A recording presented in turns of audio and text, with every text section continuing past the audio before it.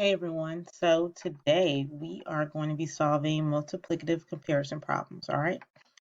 And so multiplicative, this is the word. Um, and so when I look at multiplicative comparison, a word that I see in there is multiplication, sort of, right? So I know that means, okay, I'm going to deal with um, multiplying. Another word that we're going to be talking about is additive comparison. And the word I see in additive comparison is adding. All right, so we're going to be looking at problems and figuring out if this is a multiplicative comparison or an additive comparison.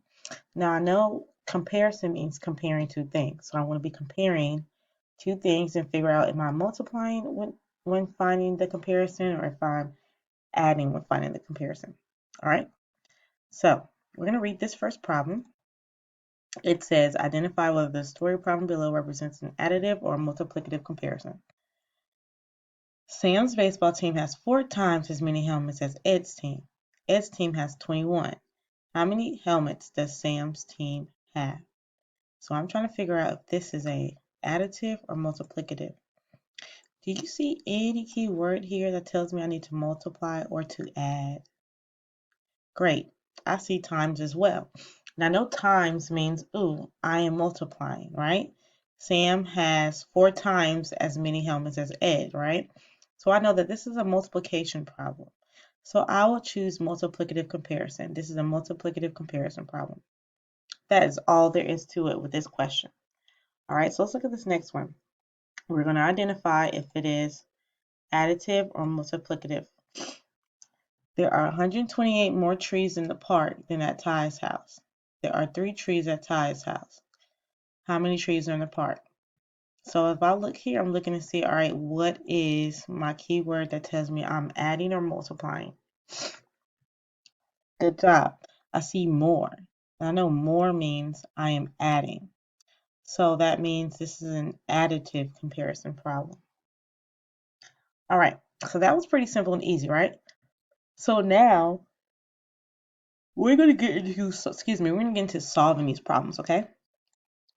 So let's look at this one. Now, when we look at problems like this, there are some things we got to think about if it's a comparison problem.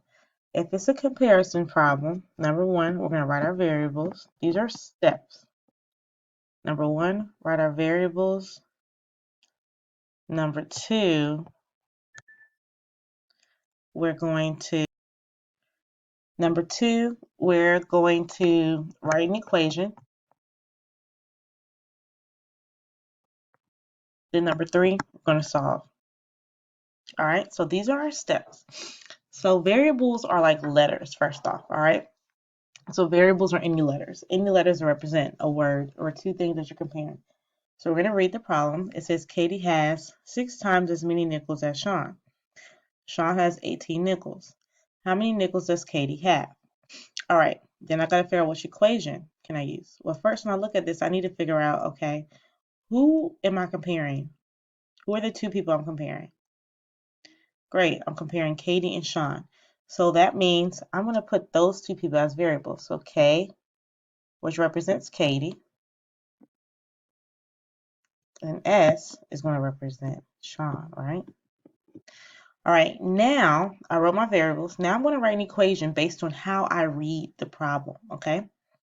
So my first sentence, and there's usually 2 equations. Number 2, 2 equations when you're solving this. So it says Katie has 6 times as many nickels as Sean. So I'm going to write down Katie, which is K. I'm going to use a different color. K equals, because this equals is has. How much does she have? Katie has 6 times. So I'm going to write 6 times as many nickels as Sean. What letter represents Sean again? Good, S. I'm going to put S here.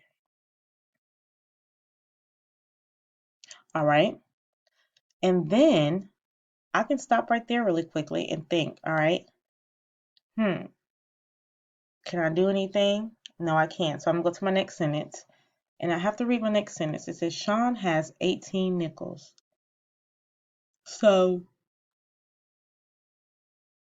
this right here, I'm going to write this underneath here, okay? And Sean represents S again. So Sean has 18 nickels. So Sean equals 18. Sean has 18. Now, how many nickels does Katie have? Now I have to solve it, all right? So when I solve it, I wrote my two equations. I wrote my variables. Now, how I solve this is I have to look and see, well, K equals 6 times S. I can't solve K equals 6 times S. I can't multiply a variable by a number, but I can plug in. So S and S matches. So I can plug in 18 for S. So I'm going to put 18 here. Now I can solve K equals 6 times 18. So K equals 6 times 18. So when I do 6 times 18, I'll get my answer. But this one just says look at the equation and see which one fits your equation to the word problem. So if I were to look here, I know that which one, A, B, C, or D, matches this word problem.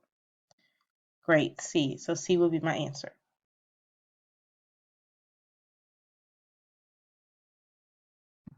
All right, so now we're going to solve this problem. Okay, so we're going to do the same thing we've done before. We're going to write our variables that we're comparing, our two equations, and we're going to solve. All right, number one, write our variables. So I have to read it first to figure out what two things am I comparing.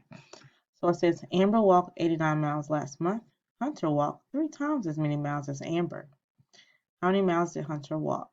So I know I'm comparing two people. Who are the two people that I'm comparing? Great, Amber and Hunter. So I'm going to put A equals Amber. And what letter will represent Hunter? Great, it can be any letter, but we like to make it easy and put H because it's the start of his name. H equals Hunter.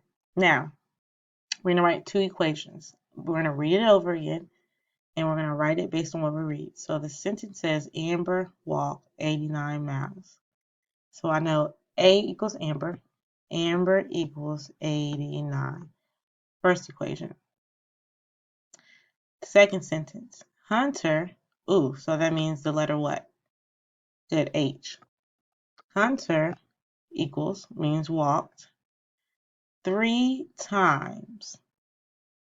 So we're going to put 3 times as many miles as Amber, which is A. 3 times A. How many miles did Hunter walk?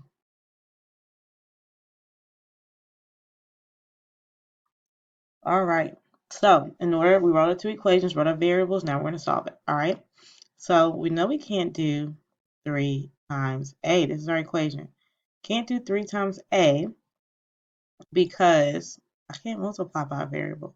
So I'm going to match letters and letters. Ooh, A and A matches. So I'm going to cross out this A and put 89 in there in my equation. This is my equation. All right, so now I can multiply. H equals 3 times 89. Let's figure out, and we're trying to find out how much Hunter walked. So 3 times 89. So what is 89 times 3? Great, it's 267. So my answer is Hunter walked 267 miles. All right, you remember? You see how we did our variables? We wrote, this is really our equation. This is like what one